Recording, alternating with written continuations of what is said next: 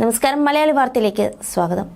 നടിയെ ആക്രമിച്ച കേസിലെ മെമ്മറി കാർഡ് അനധികൃതമായി പരിശോധിച്ച വിചാരണ കോടതി ശിരസ്തദാർ താജുദ്ദീനിന്റെ മൊഴിയിൽ ആശയക്കുഴപ്പം. വിവോ ഫോൺ 2022 ഫെബ്രുവരിയിൽ യാത്രക്കിടെ നഷ്ടമായെന്നാണ് ശിരസ്തദാർ ജഡ്ജിക്ക് നൽകിയ മൊഴി. എന്നാൽ മെമ്മറി കാർഡ് ചോർന്നെന്ന മാധ്യമ വാർത്തകൾ കണ്ടതോടെ ഇതേ വർഷം ജൂലൈയിൽ തന്റെ വിവോ ഫോൺ ആരെങ്കിലും ദുരുപയോഗം ചെയ്തോ എന്നറിയാൻ പരിശോധിച്ചതായും ശിരസ്തദാർ പറയുന്നുണ്ട്. 5 മാസം മുൻപ് കാണാതായ ഫോൺ എങ്ങനെ വീണ്ടും പരിശോധിച്ചു എന്ന ചോദ്യം പക്ഷേ വസ്തുതാ അന്വേഷണ റിപ്പോർട്ടിലില്ല. തൃശൂരിനും എറണാകുളത്തിനും ഇടയിലുള്ള യാത്രക്കിടെ 2022 ഫെബ്രുവരിയിൽ മെമ്മറി കാർഡ് പരിശോധിച്ച വിവോ ഫോൺ നഷ്ടമായെന്നാണ് താജുദ്ദീൻ ജില്ലാ ജഡ്ജിയുടെ വസ്തുതാ അന്വേഷണത്തിനിടെ മൊഴി നൽകിയത്. ഇതേ വ്യക്തി തന്നെയാണ് 2022 ജൂലൈയിൽ മാധ്യമ വാർത്തകൾക്ക് പിറകെ താൻ തന്റെ വിവോ ഫോൺ ആരെങ്കിലും ദുരുപയോഗം ചെയ്തോ എന്ന് പരിശോധിക്കുകയും അങ്ങനെ ഉണ്ടായിട്ടില്ല എന്ന് ഉറപ്പുവരുത്തുകയും ചെയ്തെന്ന് മൊഴി നൽകിയിട്ടുള്ളത്. 5 മാസം മുൻപ്, അതായത് ഫെബ്രുവരിയിൽ നഷ്ടമായ വിവോ ഫോൺ എങ്ങനെയാണ് ജൂലൈയിൽ പരിശോധിച്ചു എന്ന ചോദ്യമോ മറുപടിയോ റിപ്പോർട്ടിലില്ല. ഇത് ദുരൂഹമാണെന്നാണ് അതിജീവിത ആരോപിക്കുന്നത്.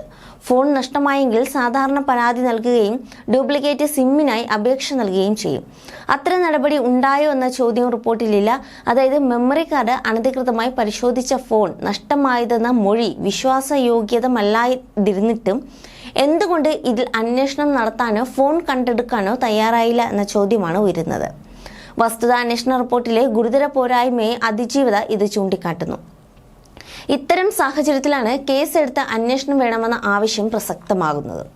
അതേസമയം കഴിഞ്ഞ ദിവസം എറണാകുളം പ്രിൻസിപ്പൽ ജില്ലാ സെഷൻസ് ജഡ്ജിയുടെ അന്വേഷണ റിപ്പോർട്ടിലെ മൊഴിപ്പകർപ്പ് അതിജീവിതയ്ക്ക് കൈമാറാനുള്ള ഹൈക്കോടതി സിംഗിൾ ബെഞ്ച് ഉത്തരവിനെതിരെ നടൻ ദിലീപ് നൽകിയ അപ്പീൽ ഡിവിഷൻ ബെഞ്ച് തള്ളിയിരുന്നു.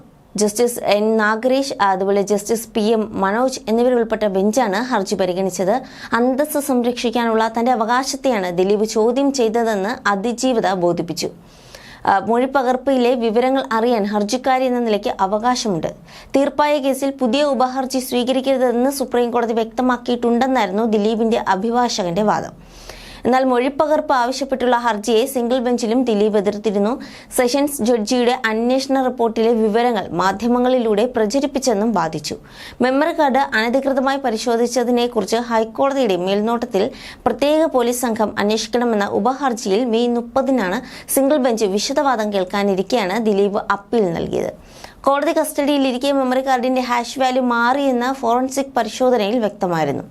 2018 ജനുവരി 1 രാത്രി 11:56 അങ്കമാലി കോടതിയിലെ മജിസ്ട്രേറ്റ് ലീന റഷീദും ഡിസംബർ 13 രാത്രി 10:58 എറണാകുളം സെഷൻസ് കോടതിയിലെ ബെഞ്ച് ക്ലാർക്ക് മഹേഷ് മോഹനും 2021 ജൂലൈ 19 പകൽ വിചാരണ കോടതിയിലെ ശിരസ്തദാർ താജുദ്ദീനും മെമ്മറി കാർഡിലെ ദൃശ്യങ്ങൾ പരിശോധിച്ചെന്നാണ് അന്വേഷണ റിപ്പോർട്ടിൽ പറയുന്നത്.